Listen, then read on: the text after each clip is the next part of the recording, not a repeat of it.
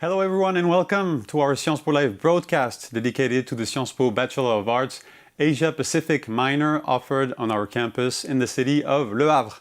My name is Adrien Kenneth and I serve as Marketing and Recruitment Manager at Sciences Po. I am truly delighted that so many of you are able to be with us live on YouTube today for this session. So whichever part of the world you are connected from today, welcome to you all and thank you for being with us. We are here to give you the most up-to-date information on the Sciences Po Asia Pacific minor offered on our campus in the city of Le Havre. To do so, several guests are with me today. In the studio by my side is Michael Oschkorn, Director of the Sciences Po campus in the city of Le Havre. Michael, thank you so much for being with us.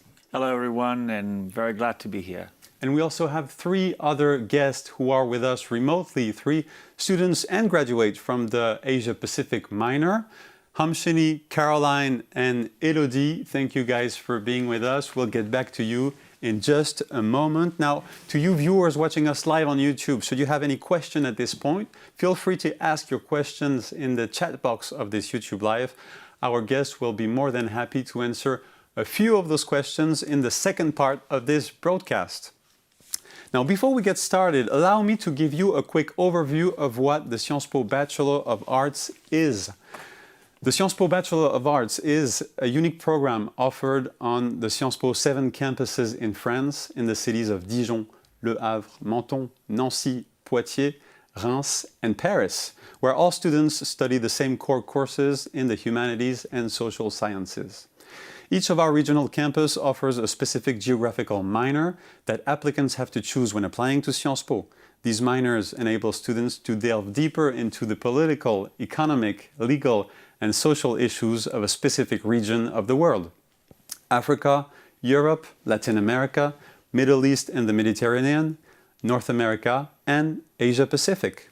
The Bachelor of Arts is a 3-year multidisciplinary program in economics, law, history, humanities, political science, and sociology.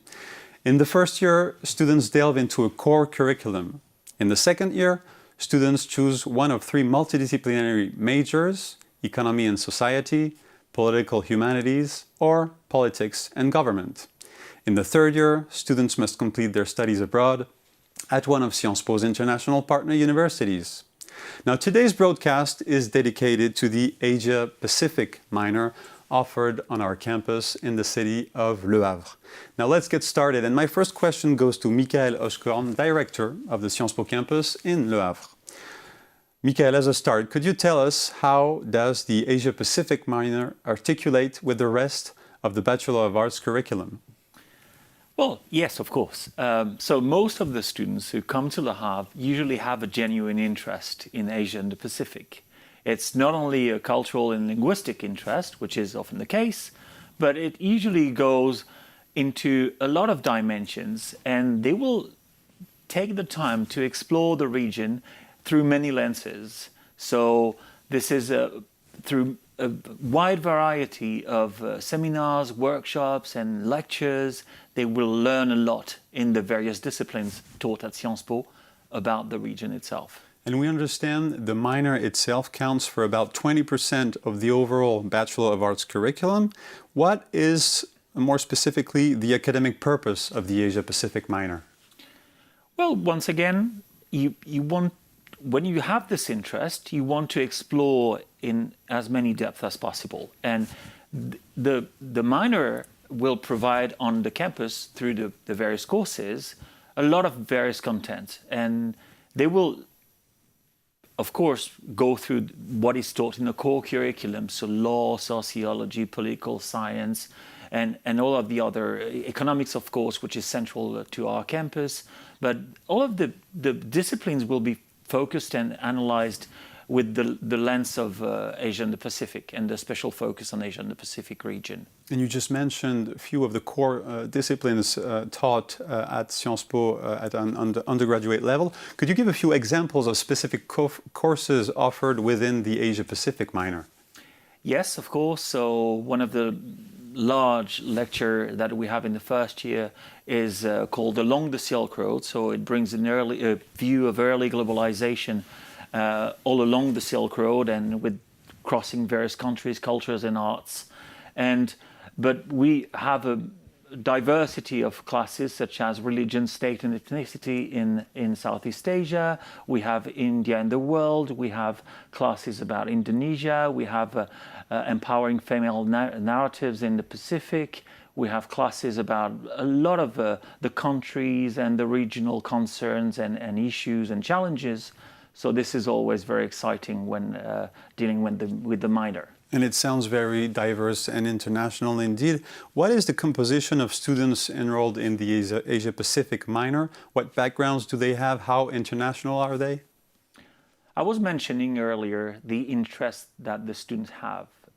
So they can come from anywhere around the world, having these different interests in studying Asia and the Pacific, but also in studying the core curriculum, which is made of human and social sciences at Sciences Po. And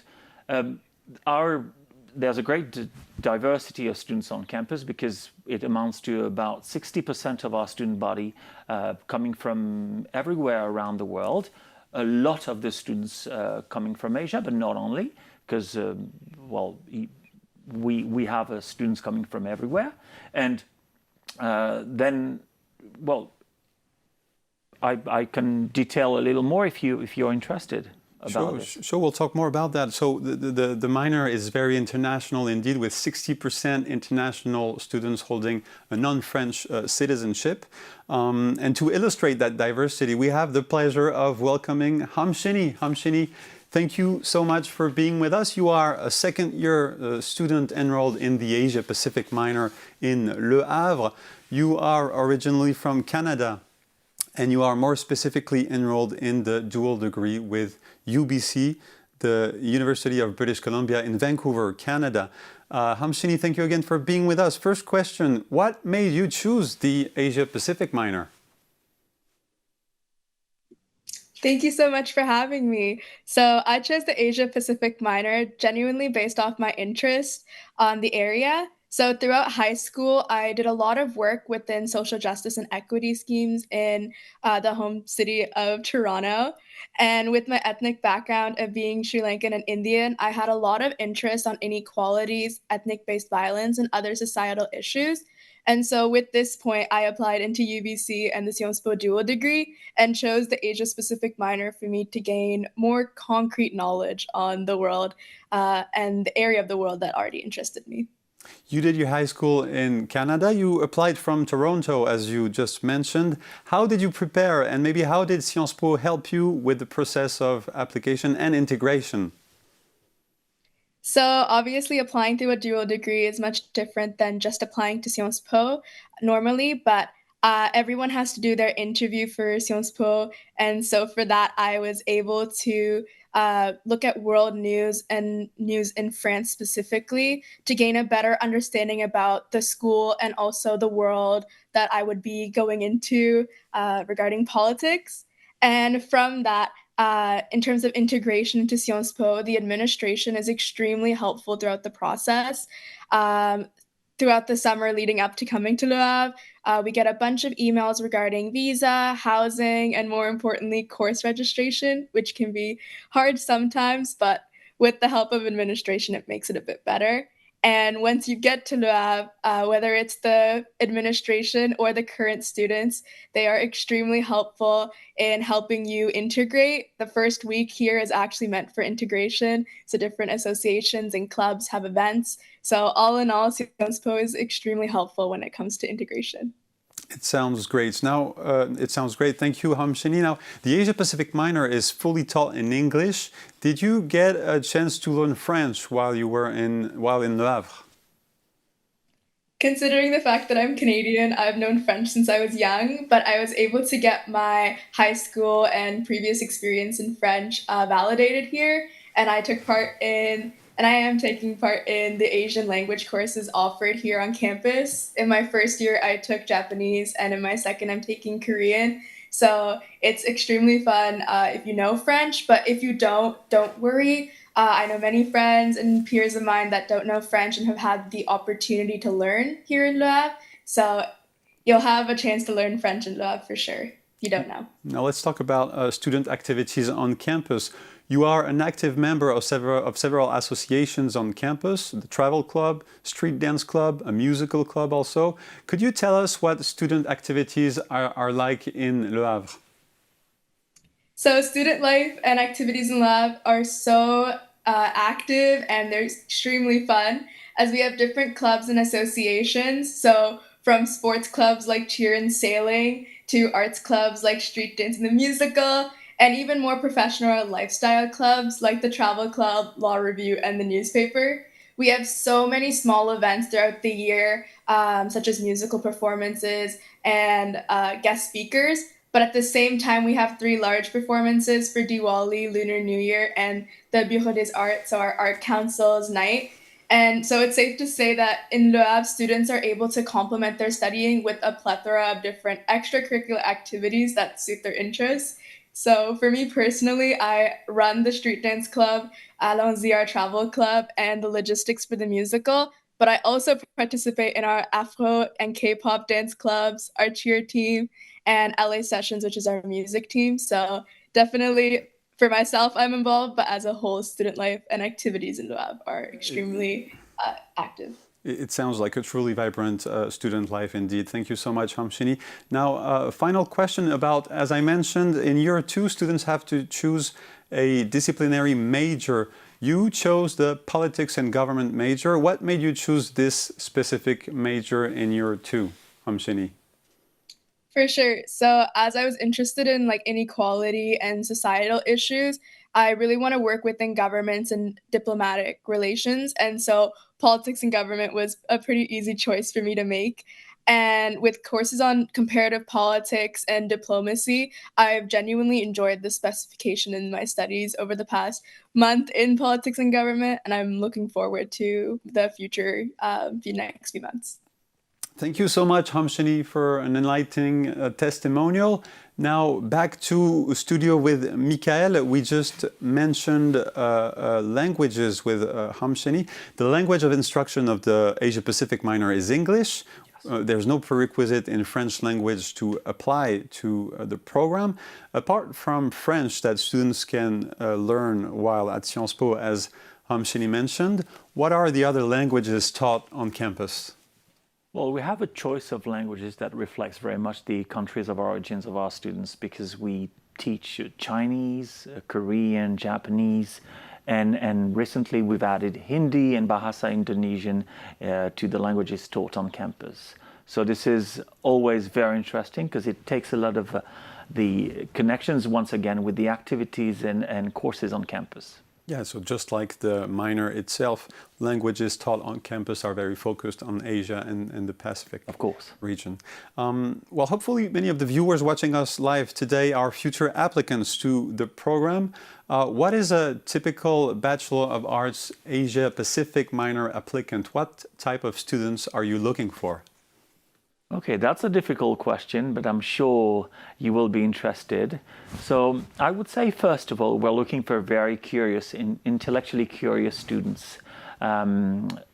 Students who up to now have worked very hard in all of the academics that were offered to them. They've been interested in a lot of disciplines and courses in their secondary educations. And now they want to reach Sciences Po with all of these interests and curiosity that it will bring to human and social sciences and to the region, of course. We mentioned how in year 1 applicants have to choose a geographical minor. In year 2, students have to choose a major between economy and society, political humanities, or politics and government. Are majors' curriculums linked with the Asia-Pacific minor? Yes, it is. It's always connected because we want to specialize in the second year even more than the first year in the region as well and in the regional study as well. So they will have more classes, even more connected to the courses provided in the major.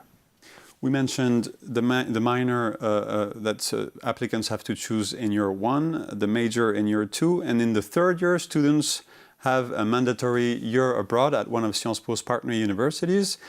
Do students enrolled in the Asia-Pacific minor necessarily spend their third year abroad in an Asian or Oceanian university, what region of the world do they go to?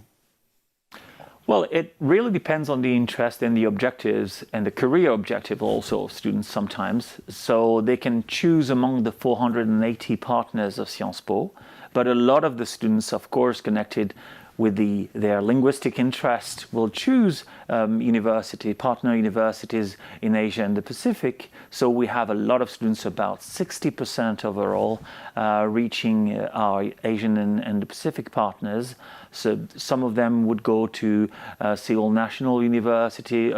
There's a very strong interest for Korea and Japan over the last few years, but some as well will go to Sydney University, to Vietnam, to Indonesia, to many countries in Asia and the Pacific, but also a lot to Europe and to North America as well. So about 60% of the students in Le Havre spend their third year abroad in Asia or the Pacific, and 40% go elsewhere, or all over the world.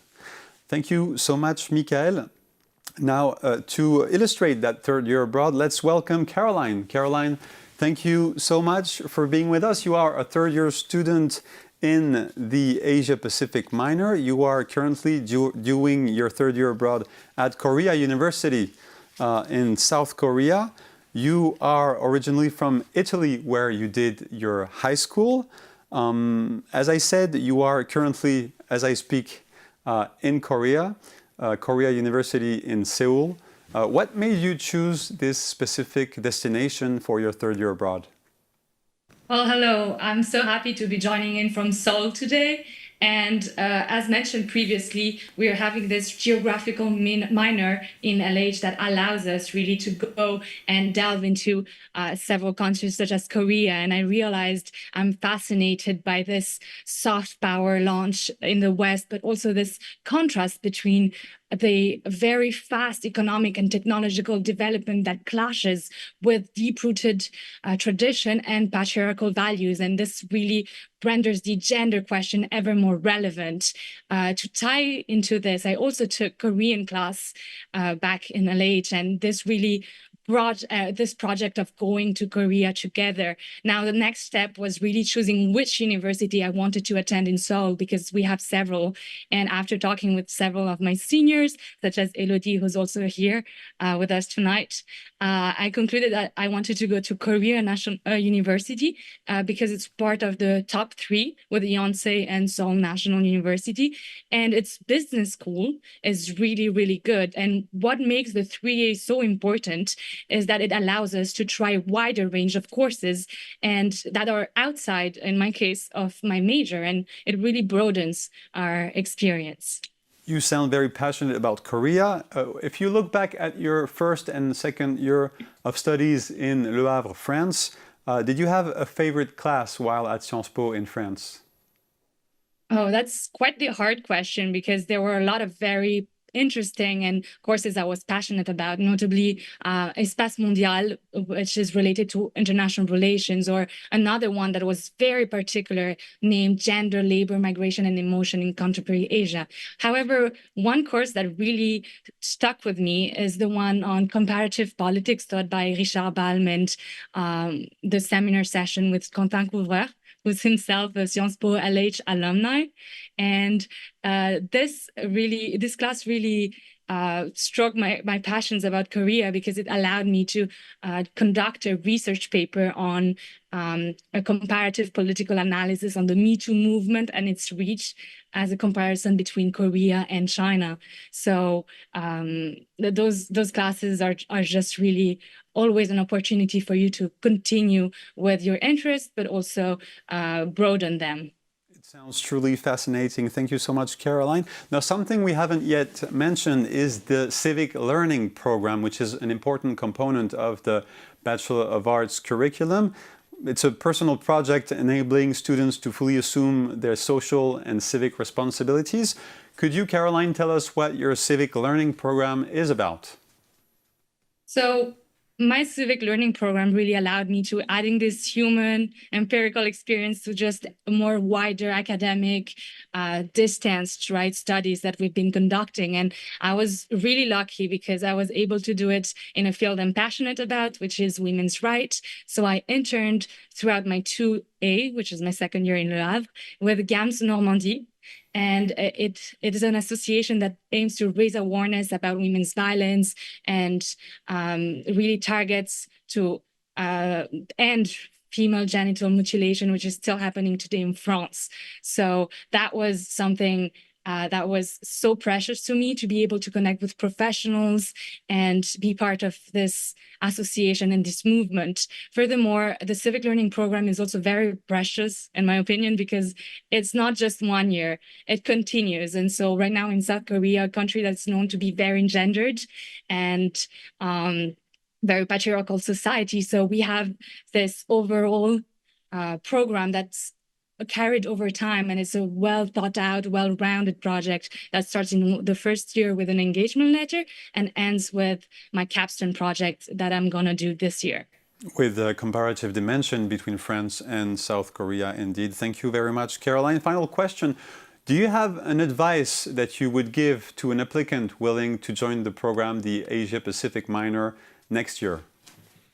So based from my own personal experience, what really helped me was listening from starting a year prior to my application, although it's not too late, to international news broadcasts. So for instance, the BBC News. This impact was twofold. First of all, I really improved my English speaking skills, which as I was in Italy, I was mainly fluent in Italian and French. And secondly, it allowed me to not only focus on Asian news, although that was my main interest. So it allowed me to understand wider interconnected world issue. And this is particularly relevant when it comes to the final stage, the interview, when you're put in the image analysis and commentary, and those can become 15 very long minutes if the image does not correspond to the world region you studied so far. So that was my case. And that's why I'm so thankful for this wider understanding, because I was able to tie and link together different topics. And this is what allowed me to be here today with you.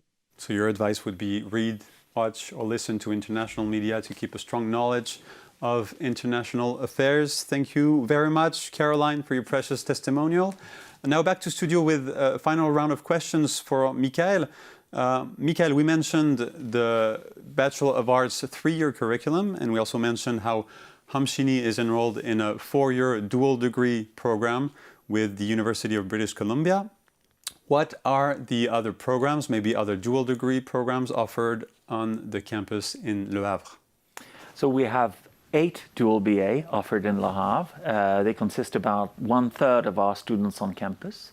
So 3 of them are in North America, so Berkeley, Columbia, and UBC Vancouver. Then 4 in Asia and the Pacific, Sydney, Singapore, Tokyo, and Hong Kong, and 1 in Europe, in Rome. Perfect. Do dual degree students follow the same courses as the Bachelor of Arts curriculum?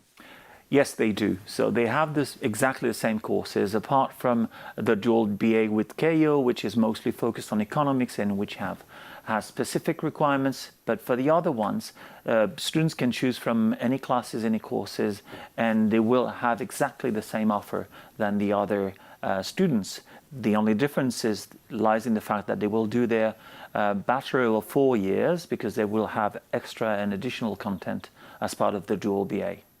Michael, you mentioned how truly international the campus in Le Havre is, with about 60% international students. What are the main non-French nationalities represented? This is a tricky question. So we have a lot of Indian students on campus, a lot of Chinese students, Japanese students, Korean, Vietnamese now, Indonesian more and more. We have some partnerships and programs also, which enable a lot of students from other countries in Asia to come. And additionally, we have European students and students from North America and even South America now on campus. So it's pretty much from everywhere in the world. I would say everywhere. Hamshini mentioned how she's involved in a lot of student activities. Would you like to add a word on campus life in general and student activities? Well, a lot was said already, but it's true that I would say that from my director's point of view, I'm always impressed with everything they do on campus every day. Aside from the rigorous and demanding academics, they're able to find time to enjoy a lot of activities and to put in place a lot of conferences, academic events, or a lot of interesting things that brings a lot of extra dimension to their experience on campus and in Le Havre. You are the director of the campus in Le Havre, which offers strictly undergraduate programs. Do students pursue graduate studies after graduating from the Bachelor in Le Havre? What universities do they join after graduation? Mm-hmm. A lot of them will actually, yes, follow up with graduate studies and even project themselves into PhDs afterwards. So some will obviously choose to stay at Sciences Po and to do their master's program at Sciences Po in Paris. But also a lot of students on our campus, they amount about to 30 to 40%, will decide to go on in masters all around the world, some at our partner universities or elsewhere, but they stand good chances in whatever masters they apply to afterwards. So many of them pursue graduate studies at Sciences Po in the campus in Paris, and others go on with graduate studies everywhere else in the world. Thank you very much, Michael. Now let's welcome our final remote guest, Elodie. Elodie, thank you very much for being with us. You are a 2024 graduate from the Asia Pacific minor in Le Havre. You are currently enrolled in graduate studies, a master in public policy at Sciences Po in Paris. First question, if you look back at your Le Havre years, your undergraduate years, is there something memorable you can share with us about the city of Le Havre? What are the advantages of studying in a city like Le Havre? Hello, thank you for your question. So I think everything is memorable in Le Havre. It's truly a beautiful and amazing city. There's the sea, the scenery is great, and also it's a UNESCO World Heritage. So it means that it's great to just walk around in the building and the architecture is amazing. But I think the best advantage of Le Havre campus is its community.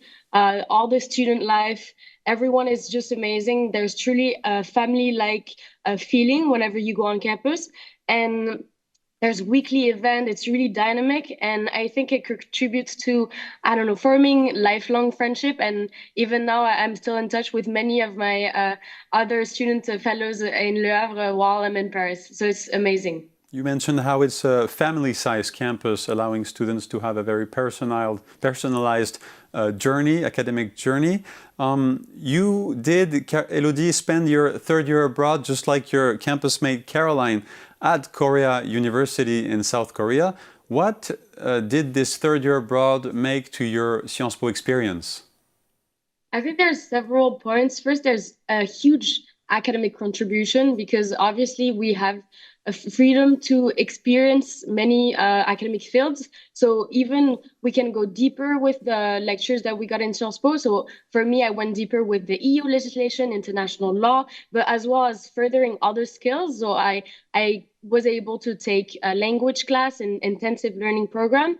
But there's also a professional contribution of being abroad.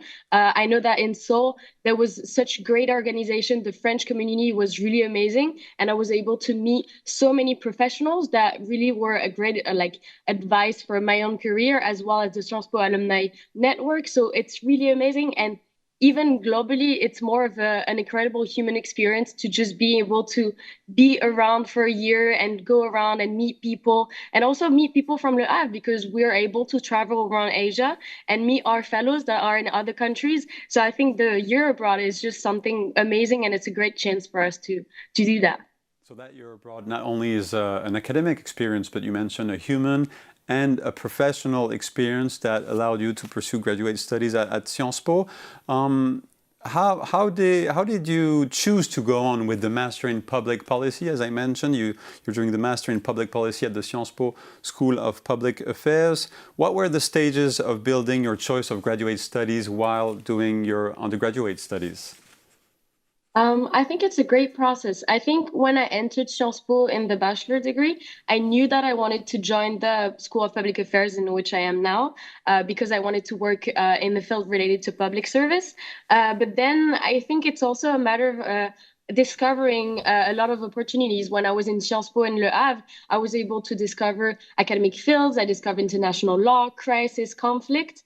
And then in my 3 year as well, I discovered a lot of more on international law, as well as just talking with professionals on LinkedIn or just meeting them, and also as well having academic advisors from Sciences Po, which were very helpful. And all of this, it led me to choose within the School of Public Affairs my specialization, which is today security and defense. And I'm really happy with that choice, and I have no regrets on the process. You are doing the specialization security and defense at the Sciences Po School of Public Affairs. Do you already have an idea of what job or what sector, what position you would like to hold when graduating, after graduating from Sciences Po?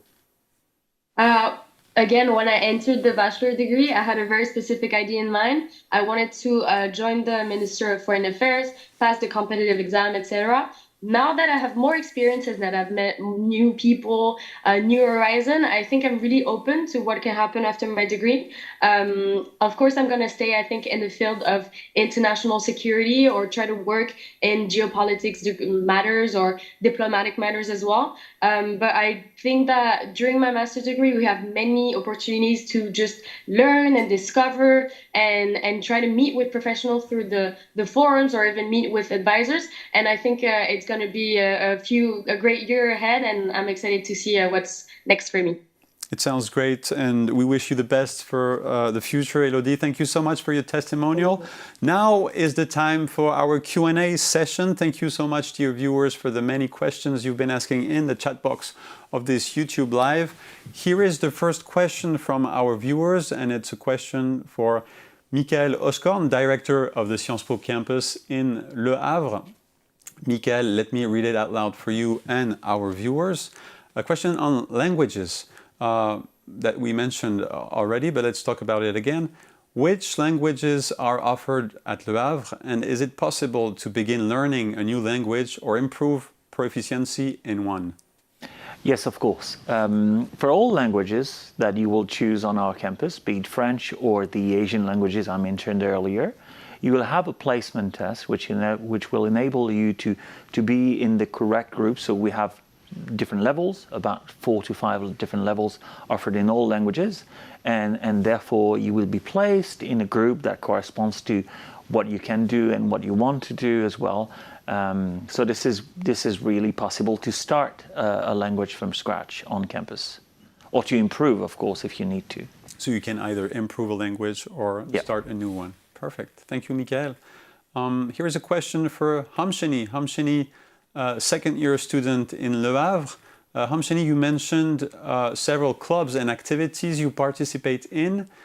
How do you balance your studies with your extracurricular activities? And what advice would you give to new students for managing their time effectively in between studies and extracurricular activities? I think finding a balance is something you get used to. Obviously, you want to join every club, and we have a club fair in the beginning of the year. And so I remember joining every group chat possible for them. But eventually, I got used to figuring out what I wanted by joining the clubs and going to the sessions. And from there, most of our clubs operate after school. So most of our classes end at 7:40. And so what I really got used to doing last year, and especially this year, is getting up early and studying during the day, and then after 7:40 just stop thinking about academics and start thinking about extracurriculars and going to dance or the musical and different clubs.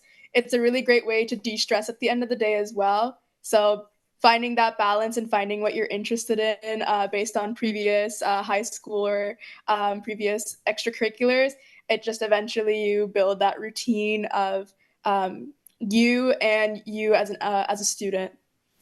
Thank you so much, Hamshini. It sounds like student schedules are designed in order to articulate courses and extracurricular activities.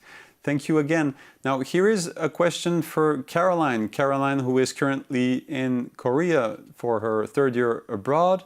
Let me read it out loud for you, Caroline. As a former student from Le Havre campus, how do you stay connected with the student community or professors at Sciences Po during your year abroad? Thank you for this very interesting question indeed. The networking, I think, that you gain from this tight community is so valuable. So you want to make sure it stays long term. And as Elodie mentioned, we were able to stay in contact through, well, Instagram or other social media, but also LinkedIn, especially with our professors. We're able to connect and interact with them either on LinkedIn, but also by email. They're very responsive, and they're also always ready to share insights, knowledge, and help us. So I would say it's fairly easy after 2 years. So the connection remains with either students or professors while doing the third year abroad. Thank you very much, Caroline. A question for Elodie. Elodie, you are doing a master's degree. You mentioned your interest in public service. What skills gained at Sciences Po do you consider essential for a career in the public sector? That's a very interesting question. I think there's so many skills that we learn in Sciences Po. I think the one that we learn even before Sciences Po is just being curious, being open to whatever is presented in front of us. We're able to touch upon so many different fields and so many different levels of, I don't know, it's so interesting to just learn at Sciences Po, to be able to touch upon economy, history, law, etc., etc. And I think even with the Parcours Civic, we're able to really have this sort of, it's like touching upon new things of technical skills and professional skills, and also just the human skills of talking to people, being able to connect with them. And I think based on that, I'm really able to just be a great professional and be someone that is open to new adventures and doing whatever after my master's degree. Thank you so much, Elodie, for this great answer. No, so not only core courses you followed, but also the Civic Learning Program helps you with skills for career in the public sector. Final question is for Michael. Michael, as I mentioned, Sciences Po has seven campuses all over France. How do students from the city in Le Havre, from the Le Havre campus, connect with the students from other campuses, Sciences Po campuses in France? Well, they're very connected. First of all, at the local level, we connect also very much because there are about 12,000 students in Le Havre. So we're very connected among the higher institutions and schools in Le Havre. And in addition to that, they're also trying to keep the link as much as possible with the other campuses of the undergraduate college. And there are many events taking place throughout the year, be it Model United Nations, Campus Olympics, or the Minicrit, which is also famous among students, and many other events like public speaking competitions. So we try to connect as much as possible at the local level and also at the national level, so that we have a lot of connection with other schools and other students with other background. And this is also a very nice way to meet other people and other students. So students in Le Havre do connect with Sciences Po students from other campuses via student activities, whether it's sports or other topics. Thank you very much, Michael. Our information session is now coming to an end. Thank you so much, dear viewers, for attending. We hope that we were able to answer the questions you had on the Sciences Po Bachelor of Arts Asia Pacific minor offered on our campus in the city of Le Havre. Thank you very much, Michael. Thank you, Caroline, Hamshini, and Elodie for attending and for being with us. Dear viewers, we hope to see you again at Sciences Po soon. Thank you very much and goodbye.